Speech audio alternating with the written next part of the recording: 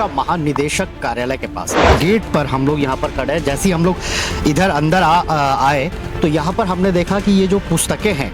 ये पुस्तकें यहाँ पर रद्दी की तरह पड़ी हुई है। नीति नियंता यहाँ पर एयर कंडीशनर कमरों में बैठकर सिर्फ नीतियों को निर्धारित जरूर कर देते हैं, लेकिन धरातल पर उसको कितना उतार पाते हैं, ये इसका उदाहरण आप देख सकते हैं। वह शिक्षा विभाग के सिस्टम गरीब बच्चों को सरकारी किताबें मिल नहीं पाती और शिक्षा विभाग के महानिदेशक कार्यालय के बाहर किताबों का अपमान हो रहा है।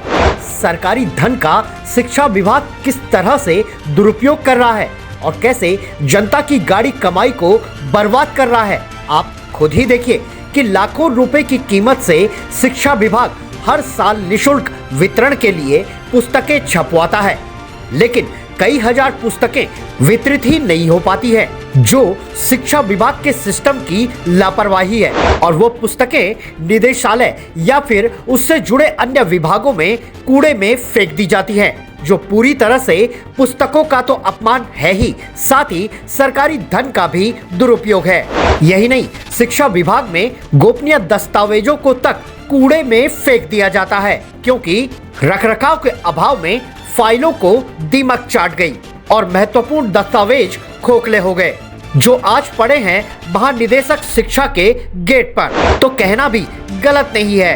कि विभागों में फाइलें कैसे दफन हो जाती हैं और कैसे दीमक चाट जाती है बहुत सी उन फाइलों को, जिन पर यदि समय रहते निर्णय हो जाए तो फाइलों की जरूरत ही ना पड़े। एक खास रिपोर्ट। देखिए, हम लोग इस वक्त मौजूद हैं शिक्षा महानिदेशक कार्यालय के पास।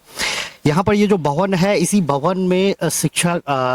के जो महानिदेशक हैं वो यहाँ पर बैठती हैं और उसी के जो गेट पर हम लोग यहाँ पर खड़े हैं। जैसे ही हम लोग इधर अंदर आए तो यहाँ पर हमने देखा कि ये जो पुस्तकें हैं,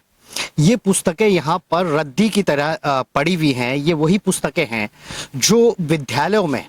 छात्रों को निःशुल्क वितरित की जाती है,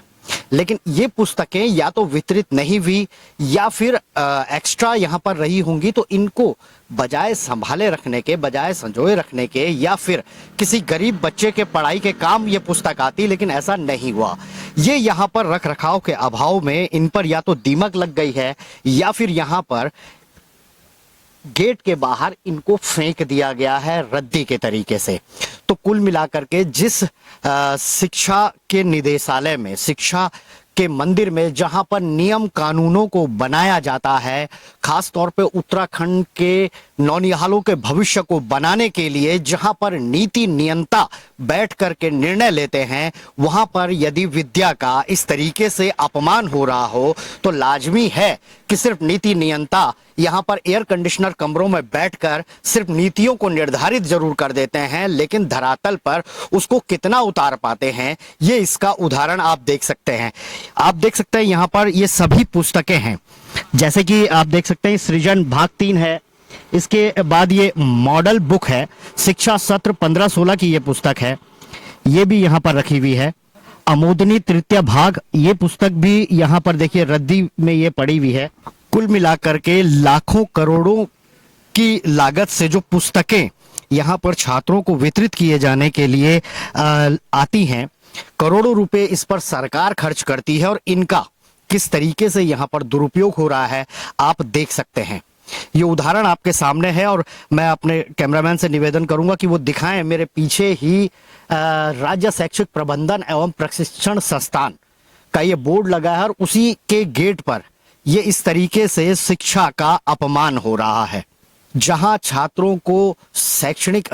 नए सत्र के लिए जहां तैयार किया जाना है, जहां नीति नियंता नई नई योजनाएं छात्रों के लिए यहां पर बना रहे हैं, लेकिन वहीं पर निदेशालय में ही जिस तरीके से ये पुस्तकों का अपमान हो रहा है, जाहिर है कि कहीं ना कहीं विभाग की इसमें एक बड़ी लापरवाहियां हैं, जो समय अनुसार ये पुस्तकों को नहीं दे पाते हैं। कैमरामैन हरीश यादव के साथ योगेश शैली, टीवी 24, देहरादून।